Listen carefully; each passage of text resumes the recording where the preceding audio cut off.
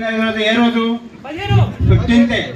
ఇప్పుడు మనకు శివలాల్ మహారాజ్ రూపంలో వచ్చింది ఎవరు? హుసేన్ నాయక్ గారు వచ్చారు. మనకు సమస్య ఈ రోజు మనకి ఏ సమస్యలు ఉన్నాయో మీకు అందరికీ తెలుసు.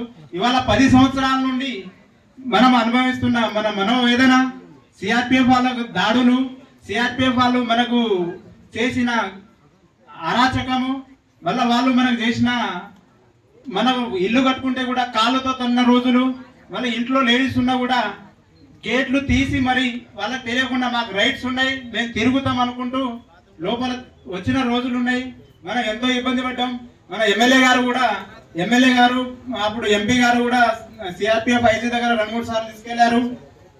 అయినా కూడా మన సమస్యలు పరిష్కారం కాలేదు. చాలా మంది అన్ని విధాలుగా మనకు పరిష్కారం చూపే విధంగా ముందుకెళ్లారు, కానీ కాలేదు. ఈ రోజు సాక్షాత్తు శివలాల్ మహారాజ్ వచ్చే మన ముందు కూర్చున్నాడు, national ST commissioner Hussain Naik గారు.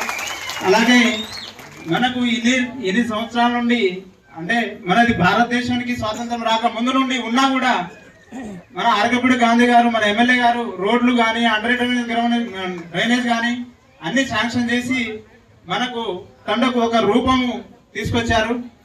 మళ్ళీ అదే కాకుండా ఇప్పుడు 3 కోట్ల రూపాయలు శాంక్షన్ అయి ఉన్నా కూడా ఇప్పుడు 2 సంవత్సరాలు అయింది, ఇప్పటి వరకు చేయడం లేదు.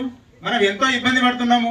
మేము ఇప్పుడు మన తండ నుండి ఒక 10 మంది మేము ఎంతో కృషి చేసి ఎంతో చేసి ఈ రోజు మీ ముందుకు మన కలెక్టర్ గారిని, మన డిస్ట్రిక్ట్ లెవెల్ ఆఫీసర్స్ అందరినీ మన హుసేన్ నాయక్ గారు ఇక్కడ ఉంచడం జరిగింది. మీ ముందు మన సమస్యలు మన ముందు తీసుకొచ్చారు, అది మనకు చాలా గర్వకారణము. అయితే ఇప్పుడు నేను అందరి ముందు నేషనల్ ఎస్టీ కమిషన్ మెంబర్ అయిన హుసేన్ నాయక్ గారిని వినవించుకుంటున్నా. సిఆర్పిఎఫ్ వాళ్ళు మన బస్తీ లోపల రాకూడదు. మనం ఏ విధంగా అయినా ఇల్లు కట్టుకున్నా కూడా సిఆర్పిఎఫ్ వారు అడ్డు చెప్పకూడదు. మనకు గవర్నమెంట్ నుండి ఏది శాంక్షన్ అయినా కూడా సిఆర్పిఎఫ్ వాళ్ళు అడ్డు రాకూడదు. వల్ల మెయిన్ విషయం ఏంటంటే సిఆర్పిఎఫ్ వాళ్ళు బస్తీ లోపల తిరగకూడదు.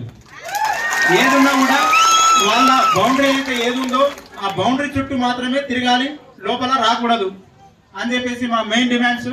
అలాగే సార్, మాకు ఇక్కడ గ్రేవ్ యార్డ్ ఒకటి లేదు, కమ్యూనిటీ హాల్ ఒకటి లేదు, వాళ్ళ ప్రైమరీ స్కూల్ సార్ ఇక్కడ ఉన్న వాళ్ళు అందరూ బీద వాళ్ళు సార్. ఇక్కడ ఒక్క ప్రైమరీ స్కూలు ఇప్పుడు ఈ రోజుల్లో చిన్న పిల్లలు ఎక్కడ చూస్తే అక్కడ కిడ్నాప్ తీసుకుపోయే రోజులు.